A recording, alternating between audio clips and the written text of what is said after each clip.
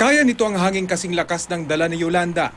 Maging ang lindol na mas malakas pa kesa sa pinangangambahang 7.2 magnitude na posibleng tumama sa West Valley Fault.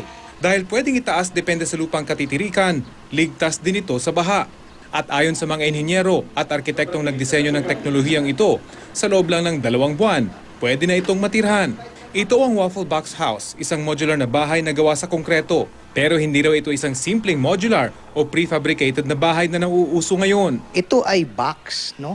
So, 4 corners are poured monolithically.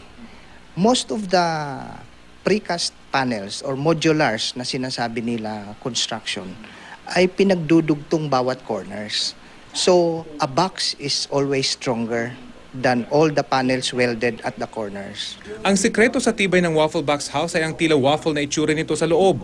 Hindi na kailangan ng mga steel rebars dahil nakapaloob na umano ang mga grade 40 na bakal sa loob ng waffle box. Bakal na karaniwang ginagamit sa mga tulay.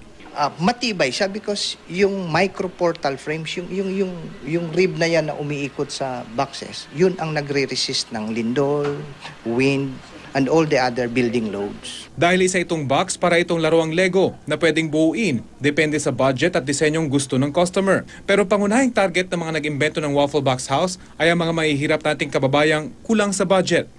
Mahigit 200,000 piso nga lang daw pwede ka nang magkaroon ng isang simpleng one-room na bahay na bagamat walang pintura at tiles, kumpleto naman sa kusina at CR.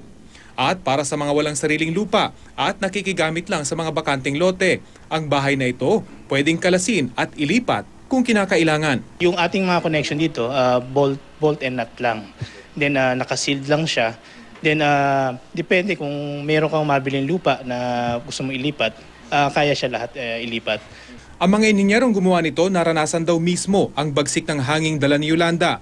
Kaya naman sa disenyo nila ng Waffle Box House, wala itong bubong na pwedeng tangayin ng hangin. Ang dugtungan ng bawat modular waffle box may foam at rubber na nakadisenyong gumalaw oras na may lindol. Pero halos may pagkakatulad ito sa bahay kubo ng mga Pinoy dahil bukod sa pwedeng ilipat, hindi kailangan ng komplikado at napakamahal na pundasyon. Nakaangat ito. So open ang ilalim natin.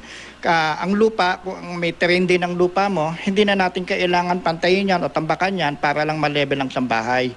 So steel foundation pa din ang ating ino-offer na. Sa ngayon, inaasikaso na rin nila ang patent ng kanilang disenyo dito sa Pilipinas at sa ibang bansa. Ang bahay na ito sa Binangonan, Rizal, ang isa sa kanilang mga unang customer at pag-aari ng isang dayuhan.